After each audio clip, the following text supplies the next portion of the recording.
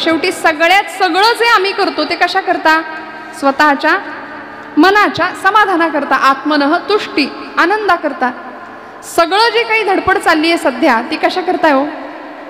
सुखा करताय, आनंदा करताय, समाधाना करताय. पण बाकी सगळं मिळतं, प्रचंड प्रमाणात ऐश्वर्य आम्ही उपभोगू शकतो, प्रचंड प्रमाणात सगळी सुबत्ता भौतिकता आम्ही उपभोगू शकतो, पण समाधान नावाची श्रीमंती आज तुमच्या माझ्यापासून कुठेतरी लांब निघून गेलीये, नाहीये. मग हे समाधान संतांना प्राप्त झालं आणि ते समाधान आपल्या सगळ्यांना प्राप्त व्हावं यासाठी संतांचं हृदय तळमळलं, कळवळलं. कारण बुडते हे जन न देखवे डोळा, येतो कळवळा म्हणून या.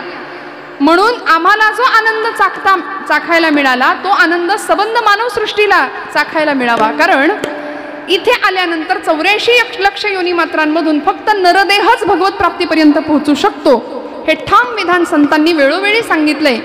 या नरदेहीचे निज्ञाने सच्चिदानंद पदवी घेणे, एवढा अधिकार नारायणे कृपावलोकने दिधला. हा सगळा परमार्थ 4 पायांच्या प्राण्यांना जमतो का? जमेल का? त्यांच्यासाठी नाहीच आहे. पशुदेही नाही गती, ऐसे सर्वत्र सांगती.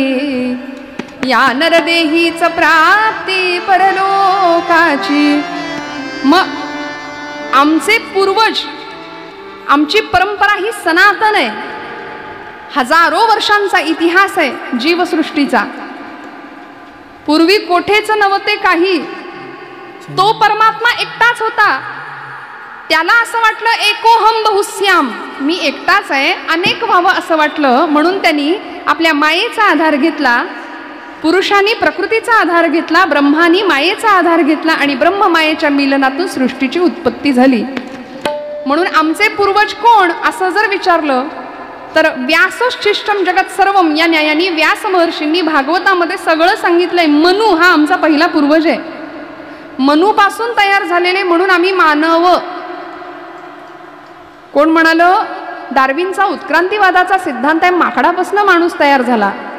म्हटलं ज्यांनी शोध लावला त्यांचे पूर्वज असतील ते, आपले नाही. बरं, आपले नाही, माकडापासून नाही आपण तयार झालो. आपली हजारो वर्षांची परंपरा आहे, साक्षात परमात्म्यापासून आपण आहोत.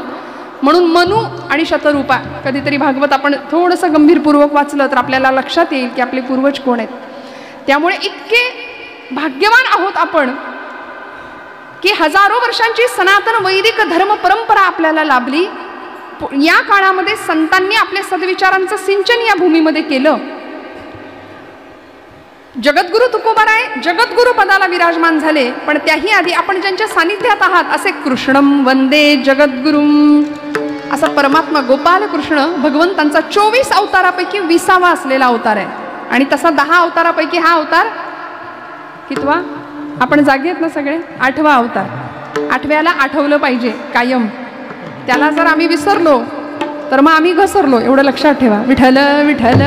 त्यामुळे असा तो जगद्गुरु पदाला विराजमान असलेला, काय दिलं हो त्यांनी? काय दिलं? तो भगवंत अगदी जन्माला आल्यापासून हसत राहिला, हसवत राहिला. सगळी नाती त्यांनी उत्तम निभावली परमात्मा गोपाल कृष्णाने. शेवटपर्यंत अगदी गांधारी कुरुक्षेत्रावरचं युद्ध झालं, सगळ्या कौरवांचा निर्वंश झाला, धर्माचा विजय झाला, सत्याचा विजय झाला. सगळ्यांना भेटायला गेलेले परमात्मा गांधारीकडे जातात आणि तिला नमस्कार करतात. तेव्हा गांधारी माता शाप देते भगवंतांना.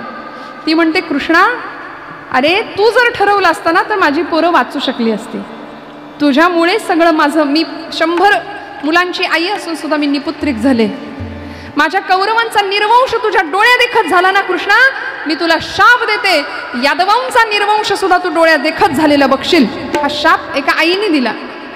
पण त्याही परिस्थितीमध्ये आईकडून, गांधारीकडून मिळालेला शाप आपला आशीर्वाद आहे असं समजून आई, माते, आय ॲक्सेप्ट इट म्हणाले, मी स्वीकारतो, तुझा शाप सुद्धा मी आशीर्वाद म्हणून स्वीकारतो. आणि हसले, हसत राहिले. त्याच भगवंतांनी कुरुक्षेत्रावर संभ्रमात असलेल्या अर्जुनाला भगवद्गीतेचं ज्ञानामृत पाजलं. 18 अध्यायी गीता अर्जुनाच्या निमित्ताने आपल्या समोर आली. खरं तर अर्जुन हे निमित्त होतं, आपणच सगळे भ्रमिष्ट आणि संभ्रांत अवस्थेमध्ये आहोत म्हणून भगवंतांनी आमच्यासाठी भगवद्गीता दिली. काय असं झालं होतं, आपलीच आपतेष्ट मंडळी बघून हा गळून गेला हो, हातपाय गळून गेले. सिदंती मम गात्राणी मुखंज परिशुष्यती. माझे हातपाय गळून गेले देवा, मी आता करू काय? सगळं अवसानच गेलं गळून, आता नाही लढू शकत. तेव्हा भगवंत त्याला म्हणतात, हतो वा प्राप्स्यसि स्वर्गम जित्वा वा भोक्षसे महिम तस्मात् हे कौंतेय उत्तिष्ठ युद्धाय कृतनिश्चय. उठ म्हणले, बसून काय राहतोस, उठावं लागेल. हतो वा प्राप्स्यसि स्वर्गम, इथं मरण पावलास युद्धभूमीत तर स्वर्गात पोहोचशील, आणि जिंकलास तर पृथ्वीचं राज्य उपभोगशील. त्यामुळे कर्मयोग शिकवला, लढायला शिकवलं, आणि याच भगवंतांनी असं सुंदर नातं जोडलं बरं का. पण आता आमचं झालंय असं की आमच्या घरामध्ये भगवद्गीता आहे ना, आहे म्हणा, जाऊ दे, आहे, असलीच पाहिजे. आमचा धर्मग्रंथ आहे तो. दुर्दैवानी नको ते घाले आमच्या धर्मावर व्हायला लागले. आम्ही आमच्या धर्मग्रंथांचा आदर नाही करत. परवा एका गुरुजींनी विद्यार्थ्यांना गीतेची संथा दिली बरं का, आणि शिकवायला सुरुवात केली. गीता महात्म्य झालं शिकवून, संपूर्ण 18 अध्यायी गीता झाली. आणि मग संथा देऊन झाल्यानंतर, शिकवून झाल्यानंतर विचारलं, मुलांनो तुम्हाला काही शंका आहे का? त्यातला एक विद्यार्थी म्हणाला, गुरुदेव एक शंका आहे. म्हणाले, गीता महात्म्यातली. मग सुरुवातीलाच अडकलं होतं घोडं तिथेच.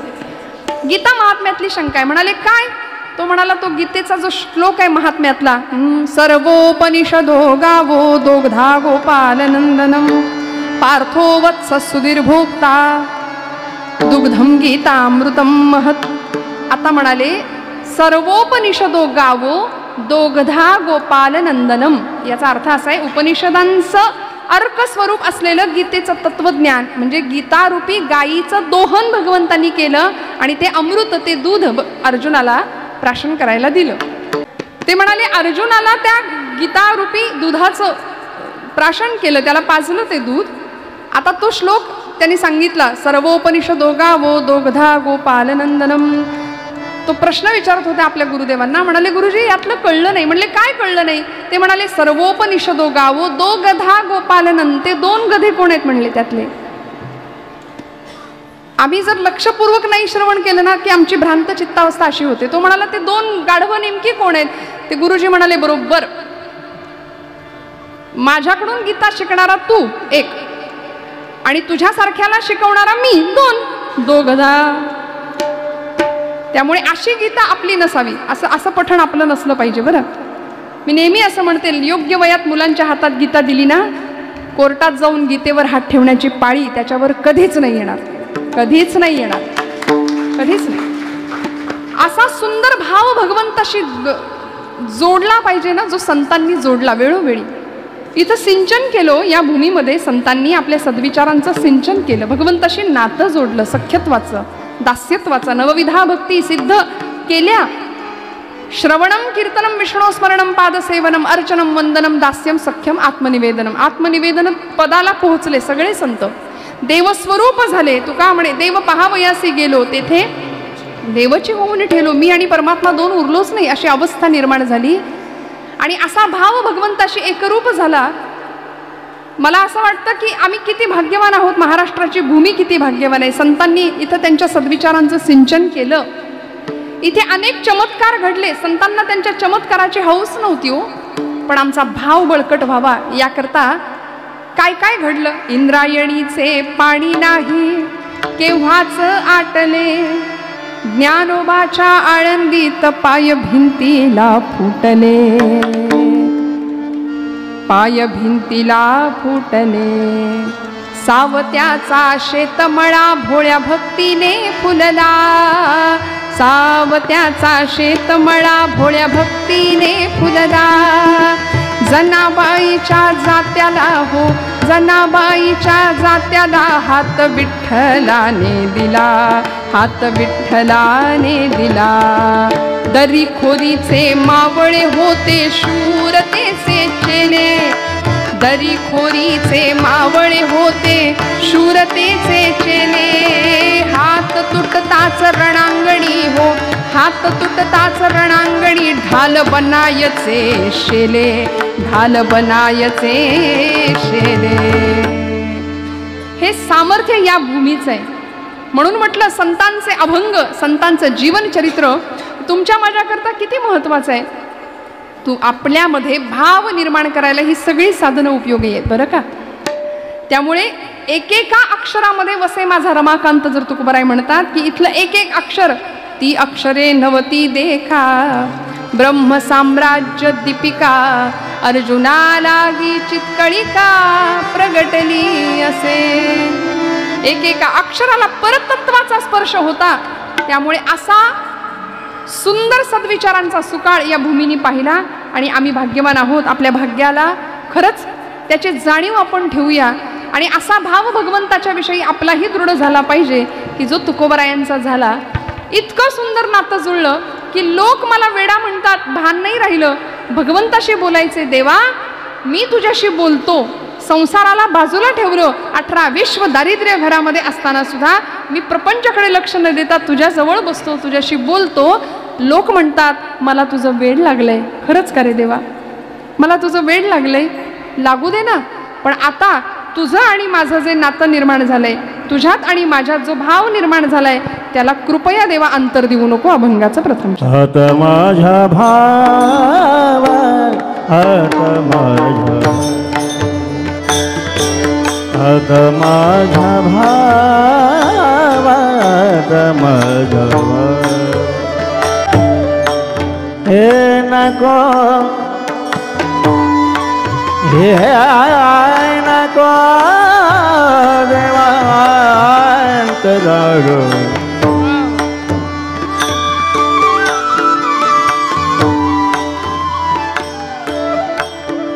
हे अंतरा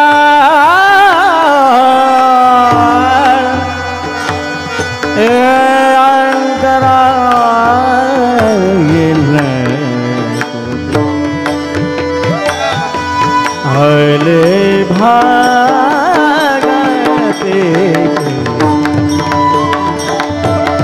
हले भागते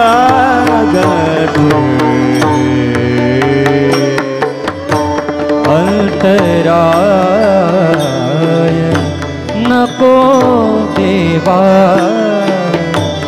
अंतराय नको देवा. आदे भागाते करे दो, आले भागा. आता माझ्या भावा अंतराय नको देवा, आले भागाते करीतो तुझे नाम उच्चारितो. आता तुकोबाराय साधकावस्थेतल्या एका विशिष्ट टप्प्यावर पोहोचलेत बरं का. आणि भगवंताशी अत्यंत सुंदर ज्यावेळी नातं जुळलं ना, त्यावेळी तुकोबाराय त्याला प्रार्थना करतात की आता माझ्या भावा अंतराय नको देवा, आता माझ्यापासून दूर नाही जायचं देवा, आता मला अंतर नाही द्यायचं, कारण तुझं आणि माझं नातं जुळलंय. तुझ्या भक्तीत मी वेड्यासारखा नाचतो गातो, मला छंद लागलाय तुझ्या नामाचा. गोविंद गोविंद मना लागलिया छंद, परिणाम मग गोविंद ते काया भेद नुरे देवाताई. आता तू आणि मी दोन नाही, आता आता इथून पुढे माझ्या भावाला अंतर देऊ नकोस भगवंता. भाव हा विषय अतिशय सुंदर पद्धतीने शास्त्रकारांनी विद्वानांनी स्पष्ट करून सांगितला. मी म्हटलं ना, माणूस हा प्राणी बुद्धीपेक्षा भावाच्या पातळीवर जास्त जगतो. काय आहे भाव? भाव म्हणजे आपल्याला भाव माहिती आहे, बाजारभाव चढतो वाढतो, शेअर मार्केट भाव, इकडे सोन्याचा भाव किती आहे आता, कसं आहे बघा, कसं लगेच सांगितलं पटकन. हा भाव आम्हाला माहिती आहे. फार तर आम्ही आयुष्यामध्ये जो खातो भाव, तो भाव आम्हाला माहिती आहे. पण या पलीकडे जाऊन जो भगवंताला द्यायचा आहे तो भाव तुकोबारायांना अपेक्षित आहे. कुठला भाव? ज्याचा जसा स्वभाव आहे तसा त्याचा भाव आहे.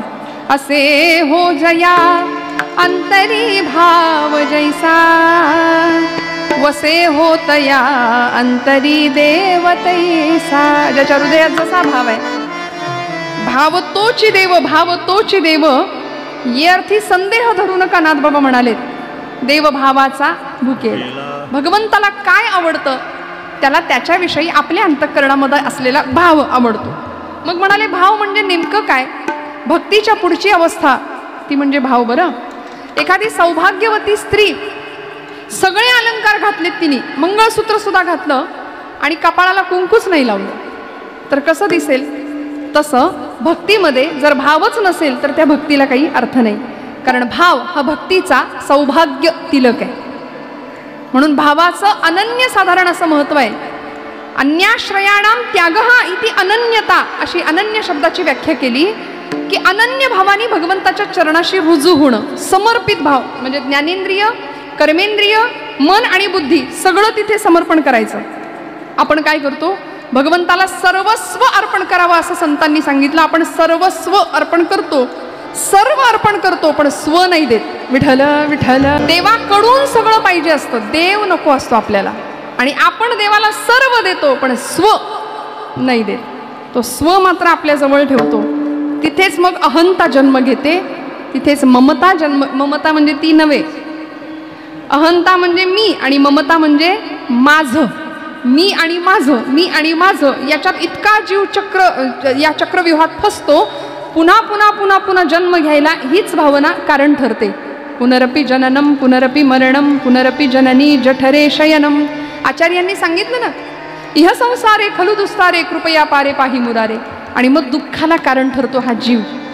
मग म्हणाले आता हृदयामध्ये असा भाव निर्माण व्हावा. किती प्रकारचे भाव आहेत, शास्त्रकारांनी भावाचे 5 प्रकार सांगितलेत. मी थोडक्यात सांगत पुढे जाते. शांत भाव आहे, दास्य भाव आहे, सख्य भाव आहे, वात्सल्य भाव आहे आणि 5वा भाव आहे माधुर्य भाव. विठ्ठल, मला असं वाटतं आपण बाबांच्या सगळे संपर्कातली मंडळी आहात, वाडिया बाबांच्या ना, कृष्ण प्रेमी आहात, सगळी भक्तीची उपासना करताय भगवान गोपालकृष्णांच्या.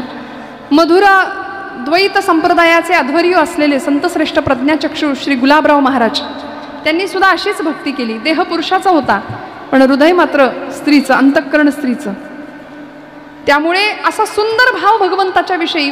म्हणून कृष्ण पत्नी स्वरूपामध्ये स्वतःला समजायचे, राधा भावामध्ये कायम राहायचे, ज्ञानेश कन्या म्हणून स्वतःला समजायचे. त्यामुळे ही भूमी तशीच आहे, इथे उपासना तीच घडली आहे. म्हणून मी मुद्दाम हा भाव आपल्याला समजावून सांगते. शांत भाव, सख्य भाव. सख्य भावाचं उदाहरण गुरु आणि शिष्यामध्ये शांत भाव असतो बरं का. शिष्य आणि गुरुच्या मध्ये शांत भाव आहे. सख्य भावाचं उदाहरण सगळ्यांना माहिती आहे. कोण आहे? भगवंतांचा सखा आहे की नाही.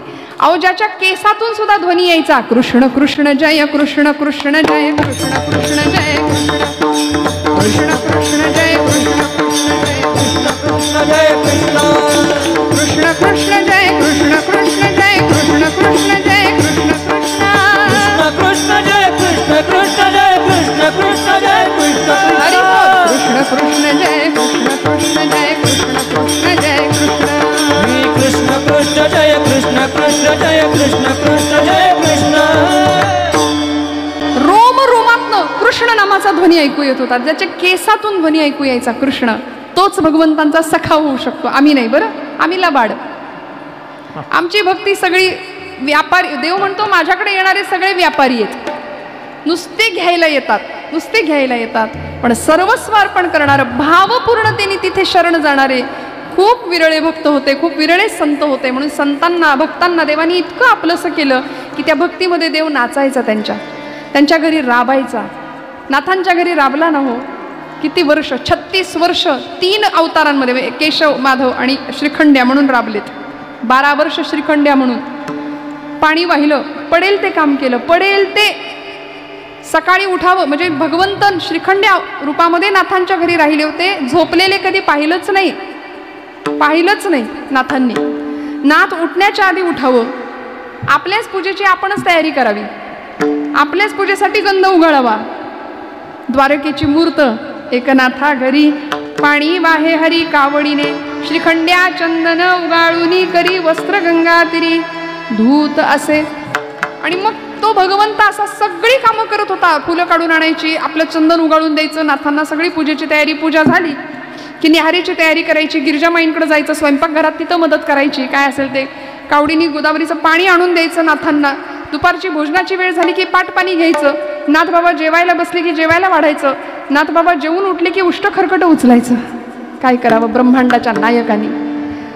ते उचलून झाले की दुपारची वामकुक्षी नाथांची. नाथ बाबा आडवे झाले की पायाशी बसून पाय चेपावेत. दिवाळखोर नारायण त्याला बहुतांचे ऋण म्हटले. सगळं करावं. संध्याकाळची ग्रंथ वाचनाची वेळ झाली की नाथांच्या बरोबर बसावं. संध्याकाळी कीर्तनाला नाथबाबा पैठणच्या वाड्यात उभे राहिले की त्यांच्या मागे टाळ घेऊन उभं राहावं, नाथा घरी नाचे माझा सखा पांडुरंग. आणि संध्याकाळी झोपायची वेळ झाली, अंथरूण घालण्यापासून पाय चेपेपर्यंत परत सेवा सुरू व्हायची. 12 वर्ष अव्याहतपणे सेवा झाली आणि मग नाथांना कळालं की माझ्या घरी साक्षात परब्रह्म नांदतंय, नवे राबतंय. त्यावेळी नाथ महाराज भगवंताच्या समोर दंडवत घालतात आणि सांगतात, देवा फसवलत मला, फसवलत मला, त्यापेक्षा तडफडून मेलो असतो तरी बरं झालं असतं म्हणाले. फसवलत ना, इथे राबलात, इथे पडेल ते काम केलं. भगवंत म्हणतात, तुमचा भाव नाथा असा होता की त्या भावासाठी मला यावं लागलं. असा भाव भगवंताला दिला ना की भगवंत तुका म्हणे त्याचा देव सर्व भार, चालवी कामार होवोनिया. गडी होतो, सेवक होतो, दास होतो, सख्य भावाने जयाजवळी जैसा भाव तयाजवळी तैसा देव. मग त्या भावासाठी भगवंत भक्ताचं कुठलंही काम करायला सिद्ध होतो, कटिबद्ध होतो. म्हणून तर अर्जुनाचा सखा होता, पण अर्जुनाच्या रथाचं सारथ्य करायला तयार झाला. प्रतिज्ञा घेतली, न धरी शस्त्र करी मी, युक्ती सांगेन गोष्टीच्या 4. हातात शस्त्र नाही धरणार, पण युद्धाच्या 4 गोष्टी तुला सांगेन. आणि त्याच उपयोगी पडल्या ना पुढे. सख्य भावाने अर्जुनाने केलेली भक्ती, त्याचं फळ अर्जुनाला मिळालं. का? कारण पहाते पांडव अखंड वनवासी, परी त्या देवासी आठविती. अखंड स्मरण होतं, भावपूर्ण श्रद्धेने अंतःकरणाने भक्ती केलेली होती. त्यामुळे शांत भाव, सख्य भाव, वात्सल्य भाव. यशोदा मातेचा भाव वात्सल्य भावाचा होता बरं का. देवकीचा भाव वात्सल्याचा होता. भगवंताशी वात्सल्याचं नातं जोडणं अत्यंत महत्वाचं. म्हणून तर गोकुळ सोडून भगवंत मथुरेला येतात, द्वारकेत राहतात, पण तरी सुद्धा गोकुळाची आठवण विसरत नाहीत. उद्धवांना सांगायचे, उद्धवा माझ्या गोपींनी माझ्यावर मातेसारखं प्रेम केलंय. मातृतुल्य होत्या बरं का गोपी भगवंतांसाठी. जगाने त्यांना फार वेगळं रूप दिलं. भगवंतांची रासक्रीडा चर्चेत आणली. आणि मग कसा ग बाई केला राधे सैल तुझा आंबाडा, जणू काही त्याला उद्योग नव्हता की काही दुसरा. अशा नको त्या गोष्टी चवीनी आम्ही गात राहिलो. भगवंत म्हणतात, तुम्ही मला काही म्हणा, मला तुम्ही भोगी म्हणा, मला योगी म्हणा, मी कर्मयोगी आहे, मी कर्मयोगी आहे. आणि म्हणून भगवंतांचं एक फार सुंदर स्वगत आहे बरं का.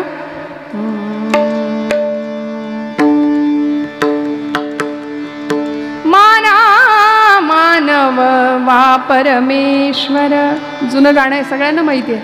मी स्वामी पतितांचा भोगी म्हणून उपहासा, मी योगी कर्माचा. माना मानव वा परमेश्वर, मी स्वामी पतितांचा भोगी म्हणून उपहासा, मी योगी कर्माचा. रुक्मिणी माझी सौंदर्याची उमटे जणू प्रतिमा, किंचित हट्टी परंतु लोभस असे सत्य भामा. तरीही वरी तो सहस्र सोळा, कन्या मी अमरा.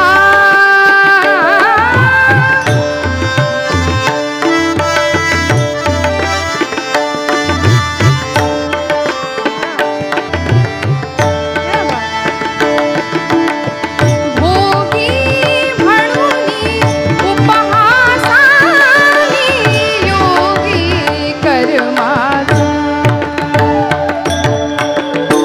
मी कर्मयोगी आहे म्हणाले, मला तुम्ही भोगी म्हणा. भगवंतांना एका साच्यात बसवून ठेवलं सगळ्यांनी. भगवंतांची रासक्रीडा चर्चेत आणली, राधेचं भगवंतांचं नातं चर्चेत आणलं आणि त्याला वेगळा रंग दिला ना.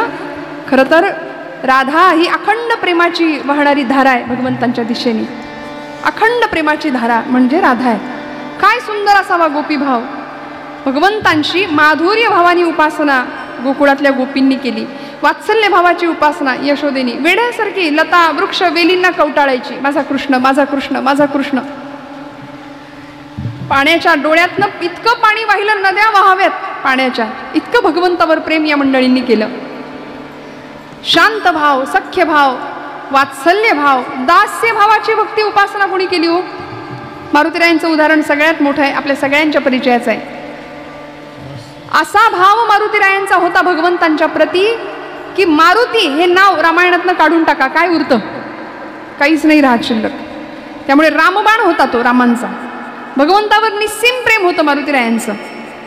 आपल्या सगळ्यांना माहिती आहे प्रभूंचं सुद्धा मारुतीवर तेवढंच प्रेम होतं, तेवढंच प्रेम होतं. दास्य भावाची उपासना आहे. आणि मग सगळ्यात शेवटचा भाव माधुर्य भाव, जो आता आपण सांगितला, जो मीराबाईंचा होता. ऐसी लागी लगन मीरा हो गई मगन, ऐसी लागी लगन मीरा हो गई मगन, वो तो गली गली हरि गुण गाने लगी, ऐसी लागी लगन मीरा हो गई मगन. ऐसी लागी लगन मीरा हो गई, वो तो गली गली हरि गुण गाने लगे, ऐसी लागी लगन मीरा हो गई मगन. पली बन के जोगन चली महलों में, पली बन के जोगन चली मीरा रानी दीवानी कहाने लगी, ऐसी लागी लगन मीरा हो गई मगन, वो तो गली गली हरि गुण गाने लगी, ऐसी लागी लगन मीरा हो गई मगन. म्हणून त्या गोपींची सुद्धा अवस्था तशीच व्हायची ना. ज्यावेळी अक्रूर भगवंतांना न्यायला आले होते गोकुळामध्ये, भगवंतांना गोकुळातनं न्यायला आले होते अक्रूर, त्यावेळी काय झाली होती अवस्था? सगळ्या गवळणी नंदबाबांच्या वाड्यासमोर, गवळणी म्हणती यशोदेला, कुठे निघालाय? कोठे गे सावळा, कारथ शृंगारीला, सांगे गे मजला, अक्रूर उभासे अंगणी, कोठे गे सावळा. कुठं निघालाय कृष्ण आमचा? आणि एवढा सगळा रथ इथं शृंगारून का ठेवलाय? सगळ्या गोपी विचारतायत.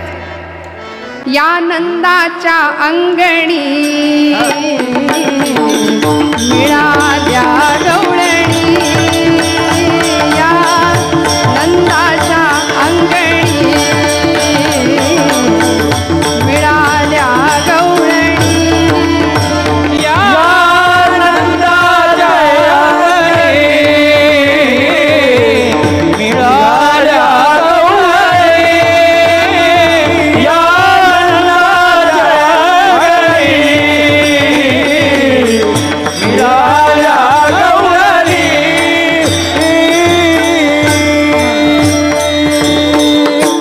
ते बासरीचे सूर आहे त्यामुळे ते आपोआप येते. मी तरी काय करू? टाळ्या वाजवा ना एकदा दादांसाठी. काय अवस्था व्हावी? रथी चढले वनमाळी, पाय ठेवला रथात मात्र आकांत गोकुळी गडाबडा लोळायला लागले रथासमोर. नाही, कृष्णाला घेऊन नाही जाणार, घेऊन देऊ नाही जाणार आम्ही, नाही न्यायचं भगवंतांना. रथी चढले वनमाळी आकांत गोकुळी, नयनीच्या उदकाने, नयनीच्या उदकाने भिजली धरणी, या नंदाचे अंगणी मिळाल्या गवळणी. काय उपासक, काय भाव असेल गोपींचा, बघा ना तुम्ही. म्हणून तर भगवंतांचं सतत लक्ष यमुनेकडे असायचं, सतत लक्ष, की माझ्या यशोदी मैया मला शोधत असेल, माझ्या गोपी माझ्यासाठी तिष्ठत उभ्या असतील, रडत असतील. भगवंतांना खूप आठवण यायची भक्ताची. अशा तुकोबरायांनी हा भाव जाणला, भक्ताचा भाव जाणला.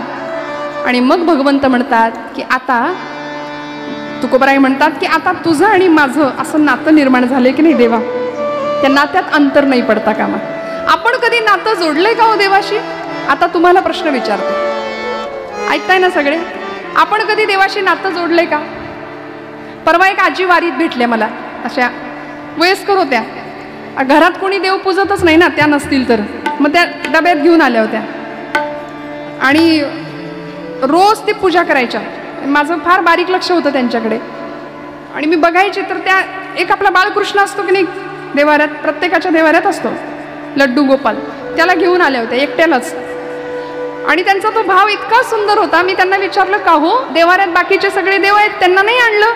नाही म्हणे, हा सगळ्यात लहान आहे. विठ्ठल विठ्ठल, किती सुंदर भाव आहे हा, वात्सल्य भाव आहे हा, यशोदा मातेचा भाव आहे, वात्सल्य भाव आहे. म्हणून तर भगवंत म्हणायचे उद्धवांना, उद्धवा माझ्या यशोदा आईसारखी आई जगात नाही सापडणार कुणाला नाही. इतकं प्रेम करावं, इतकं भाव सुंदर, माधुर्य भावाची उपासना करावी अनेक संतांनी. आणि हाच भाव भगवंताला इतका प्रिय झाला की त्या भावापोटी पोहे सुदाम देवाचे फके मारी कोरडच खाल्लं. शबरीची उष्टी बोरं ऐका महिमा आवडीची, बोरे खाय भिल्ली तिची. उष्टी बोरं खाल्ली, पण शबरीकडे लक्ष्मण ज्यावेळी साशंक्य नजरेने पाहत होते ना, त्यावेळी शबरी माता सांगते, का सौमित्रा शंकित दृष्टी, अभिमंत्रित ही नव्हे तर उष्टी. ही अभिमंत्रित केली आहेत मी रामाच्या नावानी, या वदनी तर नित्य नांदतो वेदांचा मधुरिमा. आता रामराय ही उष्टी बोरं खातील, तू मनात शंका आणू नको, कारण ही नामानी पवित्र झालेली बोरं आहेत. इतकं प्रेम, इतका सुंदर भाव व्यक्त करावा. तुकोबराय म्हणतात, देवा पांडुरंगा परमात्म्या सख्या, माझा भाव तू सुद्धा तुझ्याशी असाच आहे. का होता हो? कारण चमत्कार नाही घडले तर भगवंतानी अनुभूती दिली वेळोवेळी. 18 वर्ष सलग 12 वर्ष पडलेला दुष्काळ तुकोबरायांच्या देहूमध्ये, संबंध महाराष्ट्रामध्ये. आणि त्या दुष्काळाच्या अवस्थेमध्ये 14 पोती कर्ज खतं लोकांची घरात भरलेली होती, ती दिली इंद्रायणीच्या डोहात, वाटून टाकली लोकांना, सगळं दान करून टाकलं. आणि आता पांडुरंग वासुदेव हरी, पांडुरंग हरी करत तुकोबराय भजन करायचे. एखाद्या दिवशी सकाळी 70-80 वर्षाची एखादी जख्ख म्हातारी तुकोबरायांच्या दारात उभी असलेली महाराजांना दिसायची. सकाळची वेळ. आमच्या जिजाई आई साहेब महाराजांची द्वितीय पत्नी, नाव होता आवली, आवली म्हणायचे महाराज तिला, मोरीमध्ये स्नानाला गेलेली आहे. सकाळची वेळ आहे आणि एक आजी फाटकं वस्त्र नेसलेली आहे, ती दारात दिसली. तुकोबराय गेले आणि जुन्या बायकांची पद्धत, मोरीवर नेसायचं वस्त्र निर्या करून ठेवलेलं, असं लुगडं साडी. तुकोबरायांनी ते नेसायचं वस्त्र जे आवलीनी भिंतीवर ठेवलं होतं ते घेतलं आणि त्या आजीला दिलं आणि म्हणले, आता 120च्या स्पीडनी पळत जा, कारण तुझ्या मागणं वादळ येणार आहे, तुझ्या मागणे भूकंप येणार आहे म्हणे, लवकर जा. परिणाम का हो? का बरं तुकोबराय असं म्हणाले असतील? कारण अवलामाई चिडल्या, संतापल्या आईसाहेब. जिजाई आईसाहेब का चिडल्या असतील? वस्त्र दिलं म्हणून, साडी दिली म्हणून? नाही. जिजाई आईसाहेबांनी विचारलं, आता अब्रू कशाने झाकू? कारण आपल्यासारखं नाही हो महिला वर्ग, आपलं कपाट उघडलं की अंगावर कोसळतात सगळ्या साड्या. बरोबर आहे की नाही? हो म्हणा, तुम्ही म्हणा, तुम्ही म्हणा हो. आहे की नाही? खरं आहे की नाही? काही खोटं आहे का? पण पूर्वीचा काळ असा होता की अंगावर एक वस्त्र आणि काठीवर एक वस्त्र, एवढं प्रचंड दारिद्र्य. पण त्याही अवस्थेमध्ये नको चिंता करू वस्त्रा या पोटाची, नको चिंता करू वस्त्रा या पोटाची, नको चिंता करू वस्त्रा या पोटाची, नको चिंता